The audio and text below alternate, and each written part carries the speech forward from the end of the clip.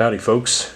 Okay, over the past couple months I have been explaining to you in the simplest way possible how I build creatures from scratch for a beginner's point of view. Now I'm going to be jumping into head designs tonight. This is just the next thing on the list, and I do read comments and I see what people suggest the most, and it seemed that head design has come up not only in the past couple months but the past couple of years. So I thought, hey, let's jump into this again, but before we do, I just want to show you a quick overall sketch page of some head designs and how I approach this.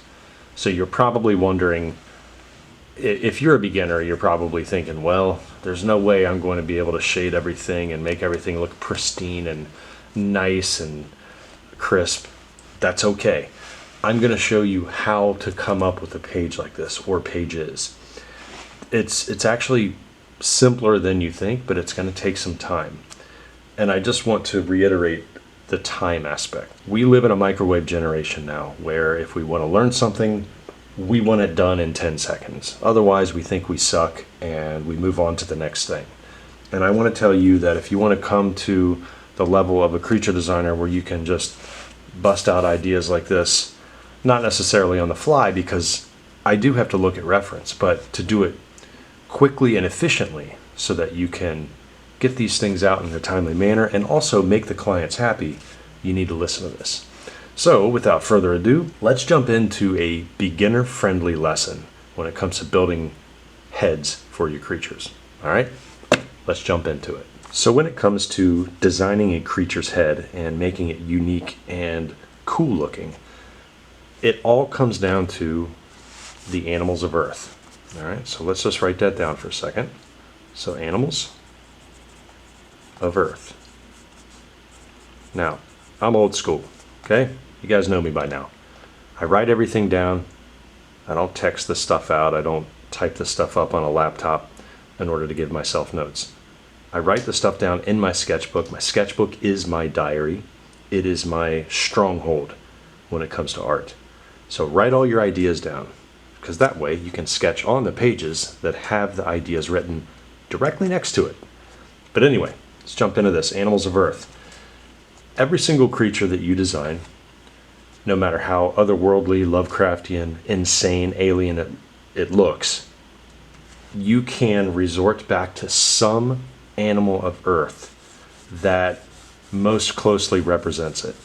Now what I'm doing here is I'm just doing a diagonal line. And I want all of you to grab your sketchbooks and your pencils or pens, and I want you to draw this center line. All right, so what we're going to do is we're going to do a creature head in front 3/4 view. So let's get a little crazy with this, and let's just start putting crazy looking eyeball. I said crazy like 5 times. Let's put neat looking eyeballs and spikes and fur, tentacles, whatever we can think of on a creature head.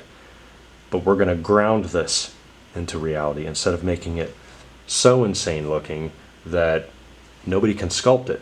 You don't want that to happen. Center line down like this.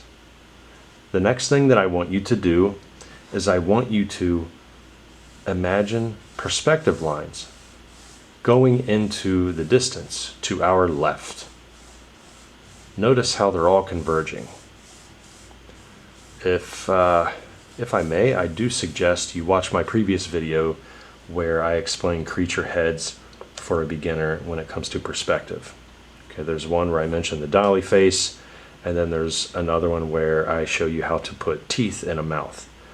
Okay, and on a side note, how to avoid beginner mistakes when it comes to this.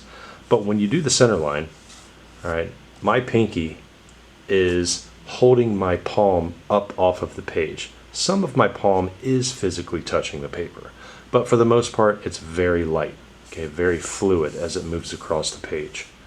The reason that is because 1, it teaches you how not to smudge your work, but 2, it teaches you how to have a light hand versus a heavy hand. Because what happens is, if you notice my pencil grip, the fingertips are in the center of my pencil. The butt of the pencil is resting in the arch of my hand. If I start scurrying down like this, what does that do? It makes me want to put little minute details in. And I don't want that yet. Okay, so what I'm doing is I'm forcefully keeping my pencil strokes loose, and then I'm imagining these perspective lines or construction lines, however you hear them in other lessons, going to an imaginary vanishing point over here off of the page. All right, so it's going up and they're traveling. Next up, we're just going to start putting in a very weird looking head. So I'm putting in a rather long type face, maybe something with a beak, I don't know. All right, so what this does is, if you can imagine this center line that I drew, if I do a vertical line anywhere going straight up, it almost looks like a graph turned upwards in 3D, almost like a roller coaster if you're looking at it from a top-down view or an aerial view. That is splitting the skull that you're going to draw, or the creature's head, whichever one you want to focus on. It's going to split it in half and you can view it vertically. This is very important for symmetry. That's one of the biggest things that beginners forget, is that your creature heads need a center line if you want to build these things correctly, because otherwise your perspective is going to look awful, and your eyeballs are going to, or not eyeballs, but anything you're trying to put in perspective on the other side of the head, it's going to be really bad, and you want to avoid that so that you can build these up from scratch. And I mean, that's how you avoid it. So let's continue. All right, I just want to lightly put in an oval. Okay, so this oval is going to be turned inwards, not laying parallel to that center line.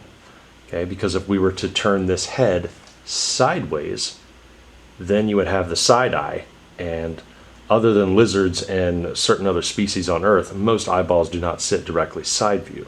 Okay, now when it comes to predatorial animals, you know, most of those eyeballs sit in front of the skull so they can see prey.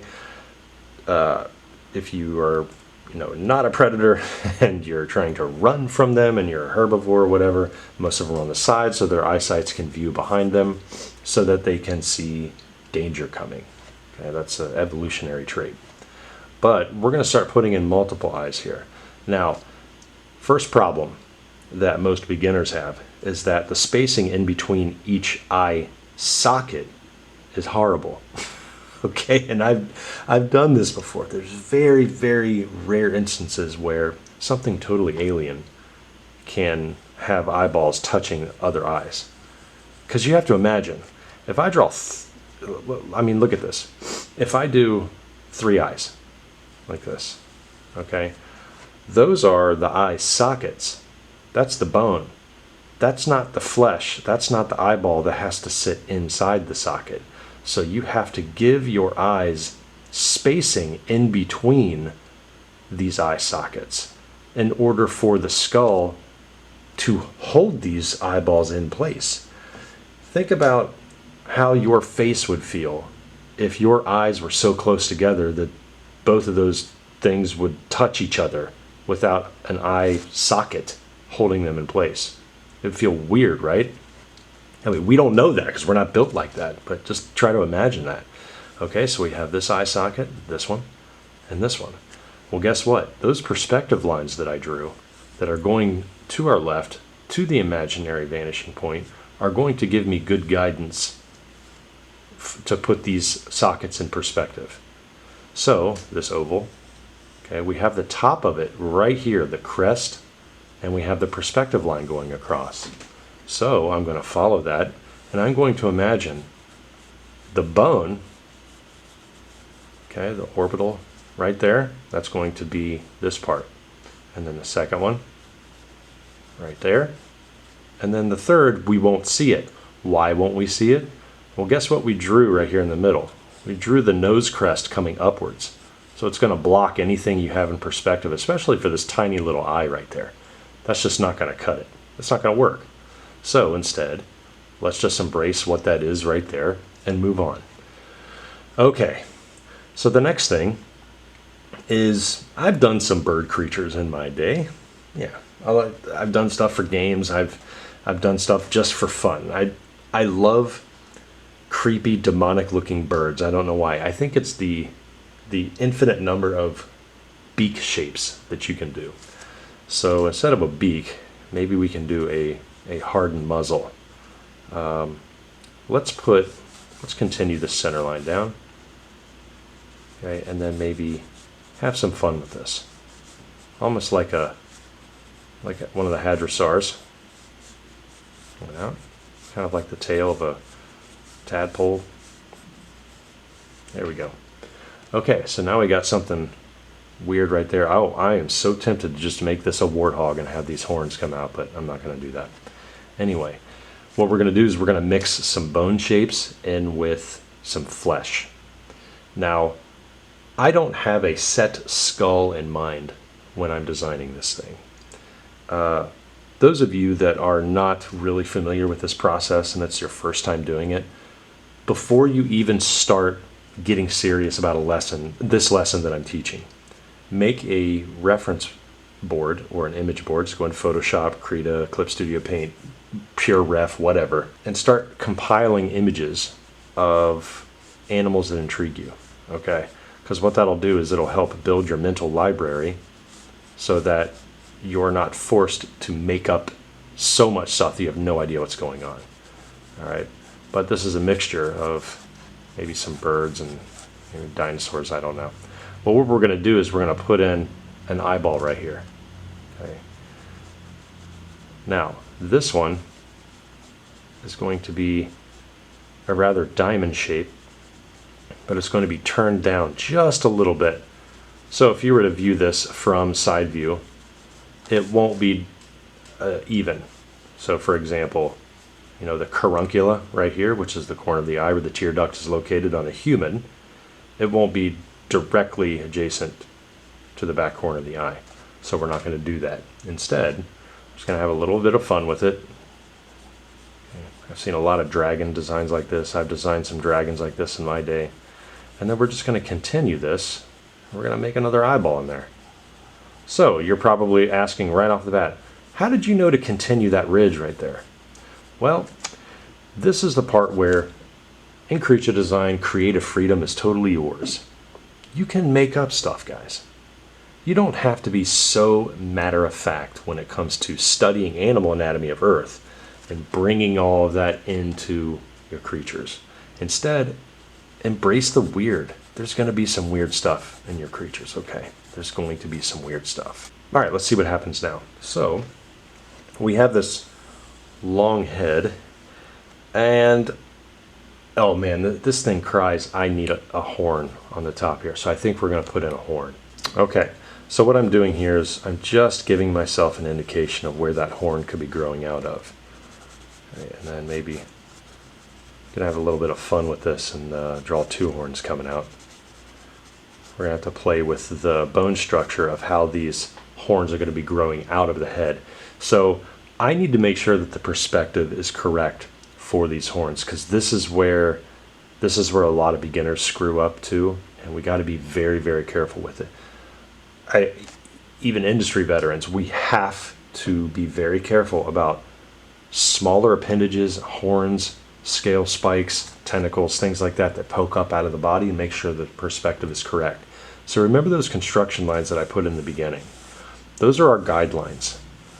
Okay? The tip of this horn that I drew up here, I'm going to put a perspective line resting directly on top of that, going to the same vanishing point that the others are going to. Okay? You have to honor that one vanishing point. Now, the reason that's so important is because now I know where the point is for the other horn to come up. The height of that horn can get screwed up so easily. I could have accidentally put that over here. I could have put it way up here, and the perspective would have been way off. All right, now, this isn't perfect, okay? I don't have a ruler with me. I don't have anything like that. But the accuracy is going to be much, much greater if you at least give yourself some guidelines. Those of you that are sketching digitally right now, make a new layer and only label it perspective and have these perspective lines sketched on your canvas even before you start sketching the creature head.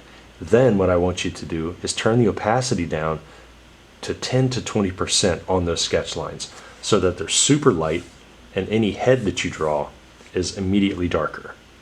Okay, that way you won't get anything confused with what you're doing. Okay, next up, I'm going to continue some of those horn design elements and maybe make some pop out over here, and I'm going to make these asymmetrical. Okay, this is where the fun part really begins because you're mixing it up. It's good to mix up the designs. Okay, you don't want everything so symmetrical that there's no fun in it. Okay, it's like the environment concept portfolios where everybody does a gridded city. You know, like everybody's done that.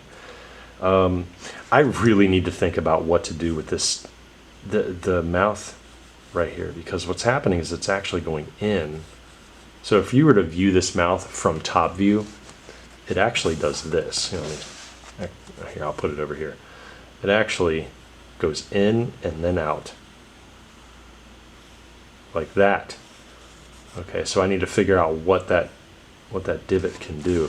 Maybe, I mean, why not? What if there's a huge set of tusks or teeth that have to grow out right there? Okay, let's do that. See, this is the fun part, everybody. If you're following along with me right now and you're having a little breakthrough with your art, congratulations, keep going. You know, sometimes when you accomplish something, it catches you off guard and you don't believe that you're doing it. I hope that you're having that moment right now. Okay, I love reading those comments where that actually happens.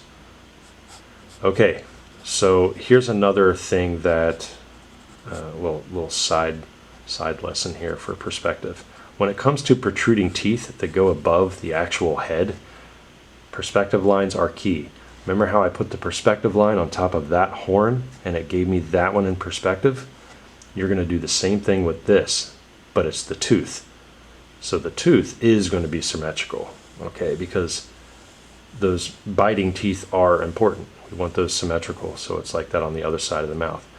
Here's the other thing to pay attention to.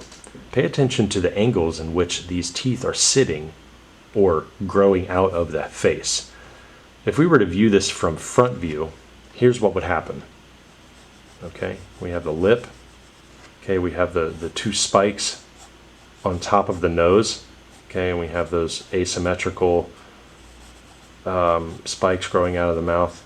The teeth would actually be coming outwards like this. So you need to have this one outward. I don't want to, oh man. Okay, one instance where you actually can use the eraser. Oh man, can't believe you guys are witnessing me doing this. This is when it's okay, because I have to draw the jaw. I know I'm going to have a bigger jaw in here. I want that to be the space for it.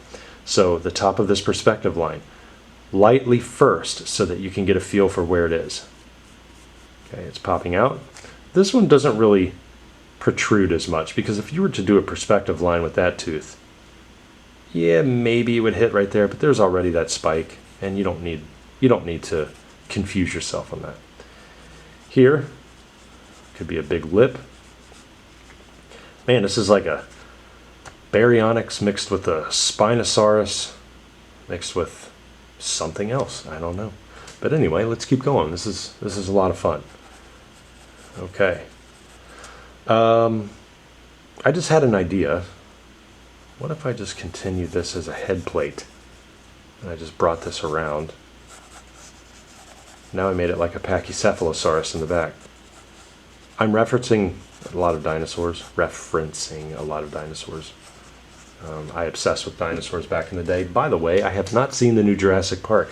Please comment below and tell me what you thought of it. I actually heard that it was pretty good. It was better than Fallen Kingdom and Dominion. Of course, I'm not really a hard judge on the Jurassic Park movies as I am Alien. I kind of do think that the directorial choices have been not so great with the Jurassic Park movies. So hopefully No, hopefully this new one is good. Okay, we got something alien going on here, so that's nice. Second up, we need a powerful jaw with this guy. So what I'm going to do is I'm going to put the mouth crease ending right in the back here, and I'm going to increase the size of the jaw muscles right here. See how light and scratchy I'm being with this? This is fine. These are my thinking lines, everybody. These are super light. Because what would happen is if I wanted to put another 2, 3, 4 hours into this thing, I would go meticulously and put in spikes and all that stuff at a later time. What this does need, though, is a little overbite with a tooth coming down there, and I think that would be pretty rad looking. All right, see this cluster of teeth? This is where knowing anatomy comes in, by drawing a lot of skulls. Okay, study the skulls of the animals that most closely represent the creatures that you want to design. These teeth roots need to grow into the jaw. The jaw needs to be thick enough in order to house those roots. So I need to not skimp out on the thickness of that part. So see how I go thick to thin to thick. I have this bulge right here. Now I can convince myself and anybody else that's trying to model this that, hey, there needs to be some believable bone structure underneath there. This lip, this is important. You don't want this to be an overbite, otherwise it'll look kind of goofy. So let's just meet those lips for the top right out here in the corner. This is really important, everybody. This is going to help your perspective and your realism. Don't bring the bottom lip directly up to that point. Instead, you have to give the illusion that there is flesh and structure going around the mouth and wrapping around the other side. So you'll have almost one layer, two layer. It's going to come out like this. Okay, kind of like two humps. So it's going to look like that because you have the fleshiness of the bottom lip wrapping around, and an underbite will look kind of cool on that because you can imagine this thing or this top jaw needs to clamp down on that bottom one. So that'll be kind of fun. Okay, so let's change the angle just to see what's going on here. Okay, and obviously I would want to bring in some of these spiky elements to the rest of the head because this forehead is crying, you've left me all alone. Please put something on me. So I'm going to put the first row, another little trick. Those of you that are beginning, creature design and concept art, do one row completely if you want to make something symmetrical so you know where each individual thing is. Now, do I need to put a perspective line on the tops of each one? Yes. If you want to practice this and get good at it, yes, you're going to need to. Do you have to do it for the rest of your life? No, because you're going to know where those end up. Just lightly. Okay, now you know where the spikes are. So, another little tip is, how far over to the left do you know to go in order to draw the spike out? Well, imagine how thin the center of this head is. Okay. Remember that center line that I drew? Okay. Maybe it comes down like that.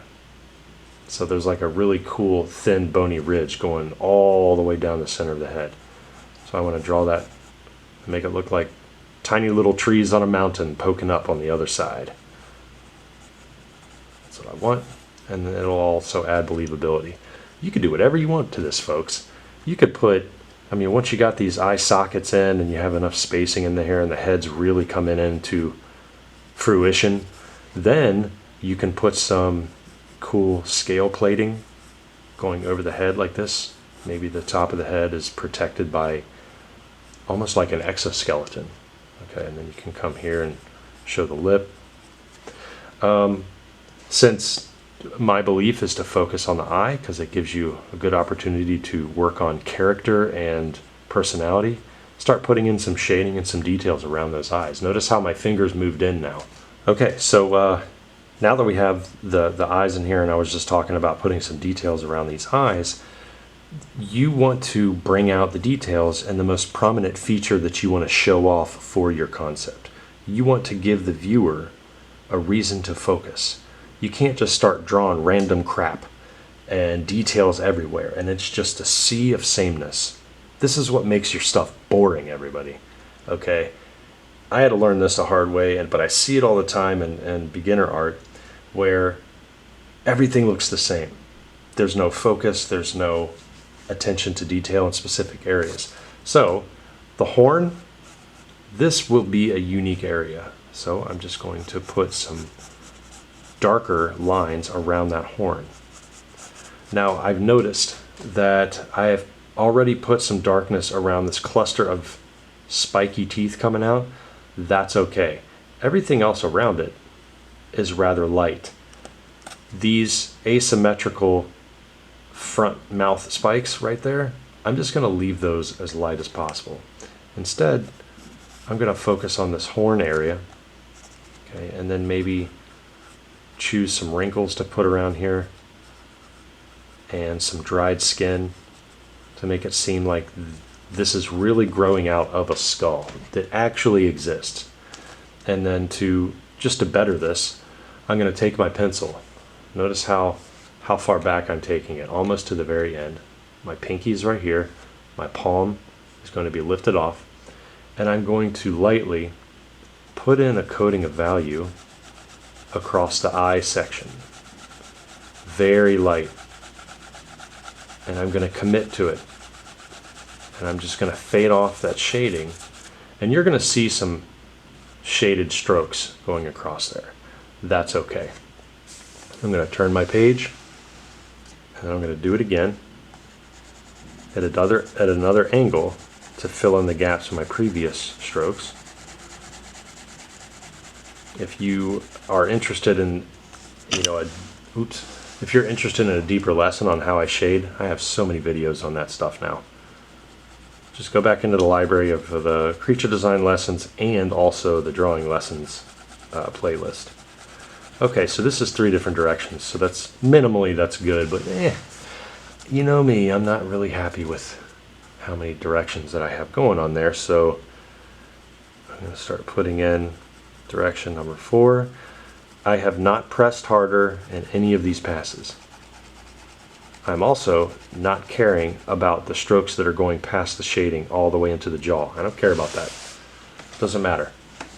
Instead, I want to focus on these eyes because they're very intriguing, and I can put in some values right underneath where the eyelids are. So this whole head section right here, this exoskeleton shape, it's giving a really cool opportunity to have some natural armor in there. Kind of reminds me of the old dinosaurs, like the Ankylosaurus, Sauropelta, all those really cool critters, man. All right, I want to put some values up here where there's like a level change where the eyebrows are, because those are hard. All right, so we got that. And then another cool little trick is if you see the mouth line and it all looks pretty light and you can't really tell where the line is, I like to add tiny little specks of darkness and fading that off, and then skipping a space and then put in like a little one and then another space, maybe 2 of them right here. What that does is it shows imperfections in the lip, because the lip is not perfect, but it also gives the illusion that there is darkness underneath there. Hey, there's a mouth in there, and we want realism, right? Okay, well, that's what we want to do. Okay, another thing that we can focus on is, since I'm not putting a ton of detail in anywhere else on this head, I'm going to look at this bottom jaw line only, and I'm going to look at the parts where there's a directional change. So you can see rounded, flattens off, rounded, flattens off.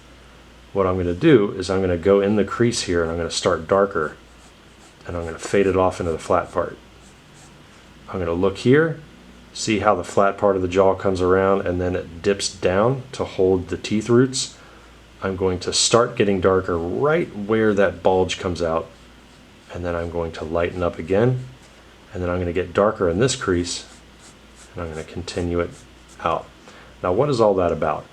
It's a very easy way to show intrigue and depth in your drawing without outlining everything. because you don't have to outline everything. Just put small increments of interest, and you can add a lot of line weight and a lot of depth to your drawings with the least amount of lines. Okay, so you don't have to overwork it. The lip section right here, I'm actually going to put a little darker because we can't really see that. And then I'm just going to just hint at a core shadow. That's all. That's it. And then under here, under the lip, I'm going to darken off the bottom. Okay, and then I'm just going to keep it. So I like to darken the ends of structures. So like, for example, the horn up here, I'm going to darken, and I'm just going to use small little oval motions and fade it off into the horn. I'm going to do the same thing over here, just not as dark. Why not as dark? Because that is in perspective, atmospheric perspective. This horn is behind this one. So this one gets darker, this one is lighter. Okay. Just to make sure that there's a good differentiation with it. Okay guys, so a couple announcements I want to make. One, sign-ups are still going on for my Creature Design for Film and Games class that I've been teaching for 10 years now at Computer Graphics Master Academy. We just had a very successful spring term. Students were turning out some amazing stuff. So if you want to become a part of it, I teach that course, and the summer term sign-ups are going on right this second. We start our term at the very end of this month. The dates are posted, so check the links in the description below for my Creature Design for Film and Games class. Spots are limited. We only hold 20 spots, guys, so you're going to have to wait for fall if you don't get summer. All right. I've helped a lot of students land their jobs in the industry, and the examples are shown in the class, and I just love seeing success stories. Okay. Oh, you know what we didn't give this fella? What am I doing? We didn't give it a nose. Oh, geez. What am I going to do? Oh, I got an idea. Why not put the nose right here? Let's put it right there. And we'll draw the hump behind that. Oh, man. I did that right. Just a weird place for a nose, but hey. You seen an alligator before? Alright, so we got that. So the nose hole is going to go right underneath that horn. Probably a horrible decision. What am I doing? Anyway, links in the description below for my Creature Design for Film and Games class after I just screwed up the nose. Hopefully you trust me. And also, please tell me what you're working on. I love seeing everybody's work, and the trials and tribulations that you all go through and the breakthroughs that you have. It's a lot of fun. Thanks everybody. Hopefully you enjoyed drawing the creature head. Remember, animals of Earth. Draw the skulls of existing animals right now off of Google. Just go on Google, go on Pinterest, go on Tumblr. Draw skulls of animals before you even attempt to draw creatures. You got to understand the underlying bone structure, because you got to put layers of fat, layers of muscle, you got to put blood and fur and skin and all that stuff on top of that, so that there's real believable thickness to all this. All right, thanks everyone. Till next time, peace out.